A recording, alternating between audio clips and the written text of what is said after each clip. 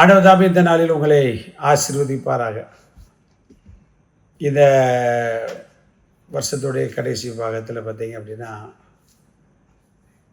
மனிதனுக்கு உண்மையான ஒன்று தெரியணும்.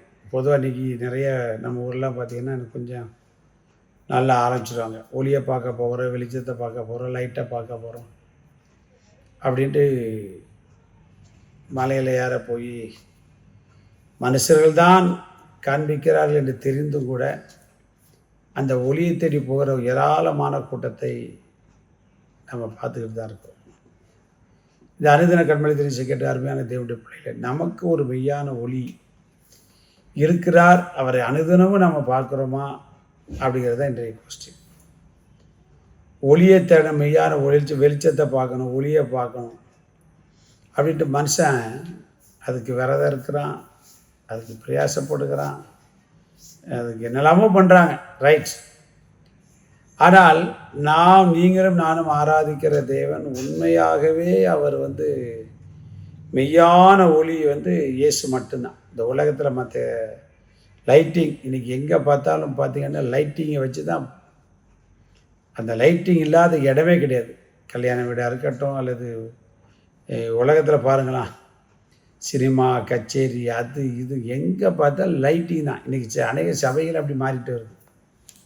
லைட்டிங்கை வச்சு ஜனங்களை ஏமாத்துகிற இந்த லைட்டிங்கெல்லாம் தேவன் விரும்பலை. உண்மையான லைட்டிங் யார் அப்படின்னா, அன்றைக்கி மோசே மலையில் போய் பார்த்தா பார்த்தீங்களா, அவர் தான் உண்மையான மெய்யான ஒளி.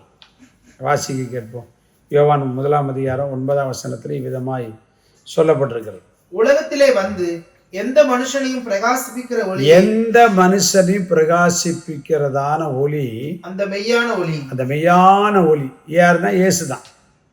உலகத்தில் எந்த மனுஷனையும், அருமையான தேவனுடைய பிள்ளைகள், நம்முடைய வாழ்க்கையில் பாவம் என்கிற இருள மூழ்கி கிடந்த நம்ம ஆண்டவர் எடுத்து வெளிச்சத்தின் பிள்ளைகளாய் மாற்றிருக்கிறார். எப்படி மோசே தேவனோடு பேசுகிற பின்பு அவன் அவ்வளவு பிரகாசமாக இருக்கும். உடைய வாழ்க்கையில் ஆண்டவர் மீட்டு எடுத்திருக்காரு. அதுக்கு பிறகு பார்த்தீங்கன்னா தேவையில்லாத வேலை செய்து தேவையில்லாத வாழ்க்கையை வாழ்ந்து நம்ம வாழ்க்கை திரும்பவும் என்ன செய்து இருளாகி போகுது. இந்த இறைக்குமாரன்னு பார்த்தீங்களா, அப்பா வீட்டில் எல்லாம் இருக்குது, அதை விட்டுட்டு நண்பர்களோட போகிறேன், சொந்தக்காரங்க கூட போகிறேன், அவங்க கூட போகிறேன், இவங்க கூட போகிறேன், போய் கடைசியில் பார்த்தீங்கன்னா பிச்சைக்காரனை விட கேவலமான முகத்தின் ஒளி எல்லாம் மங்கி போயிட்டு. ஒருவேளை இதை கேட்கும்போது நம்முடைய வாழ்க்கையும் ரட்சிக்கப்பட்ட காலத்தில் இருந்த ஒரு அபிஷேகம் இல்லை, ரட்சிக்கப்பட்ட பின்பு தேவையில்லாத உறவுகள், தேவையில்லாத பாவங்களில் மூழ்கி அதனால் நம்முடைய வாழ்க்கையில் கடன் பிரச்சனை பாரம் என்ன செய்யணும் திரும்பவும் இருளடைஞ்சு போய் நம்ம காணப்பட்டால், இன்றைக்கு இந்த கண்மலைத்த நிகழ்ச்சியின் மூலமாக கர்த்தர் பேசுகிறார். எந்த மனுஷனும் எந்த மனுஷனையும் அப்படிங்கிற வார்த்தை நம்மையும் குறிக்கிறது. இப்போ நீங்கள் எந்த சூழ்நிலையில் இருந்தாலும் நம்முடைய முகத்தை பிரகாசிப்பிக்கிற இயேசுவிடத்தில் நம்ம வந்தால் போதும். மரியாள் பாருங்கள், பாவமே தன் தொழிலாய் வச்சிருந்தார்.